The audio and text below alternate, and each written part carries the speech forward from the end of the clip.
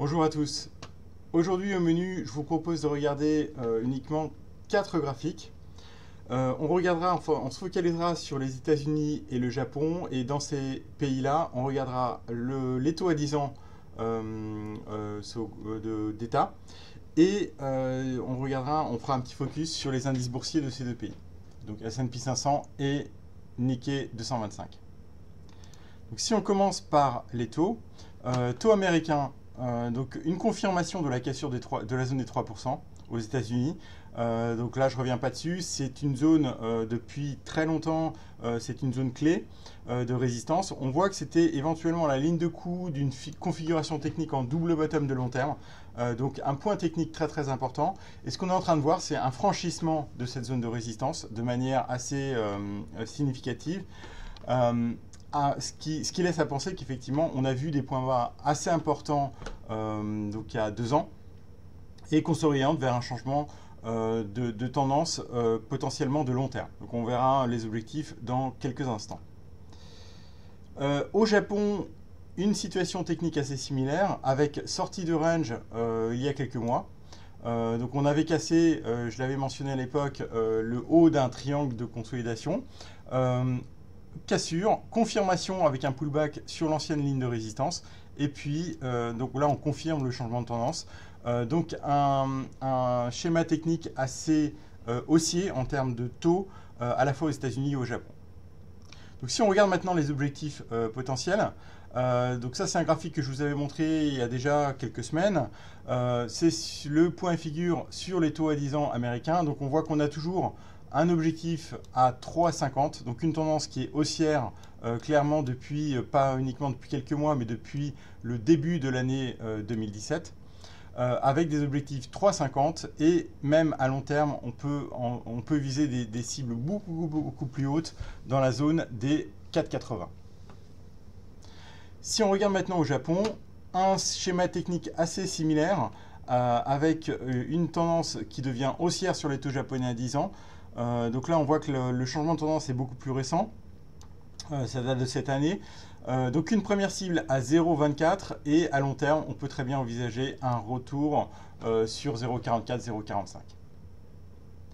Si maintenant on fait un petit focus sur le marché américain, donc là on voit que l'indice S&P 500 est toujours sur une tendance haussière. Donc là, de ce point de vue-là, il n'y a pas de réel changement. Je vous rappelle que c'est un indice qui a quasiment touché des plus hauts historiques mercredi. Le Dow Jones industriel, lui, a touché un plus haut historique.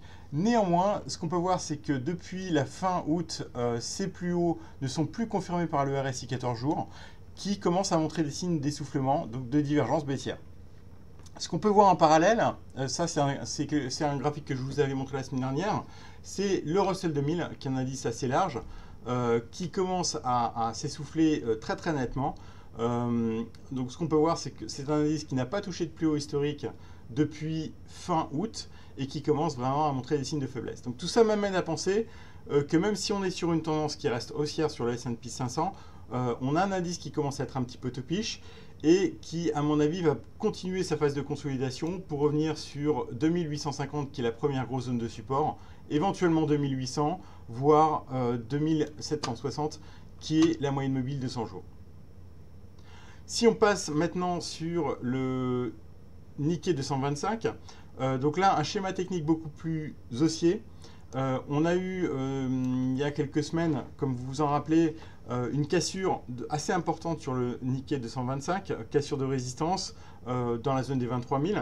Et depuis, effectivement, on a un indice Nikkei qui a repris une tendance assez haussière, qui était un petit peu suracheté la semaine dernière, donc qui commence à faire une petite phase de consolidation, qui correspond également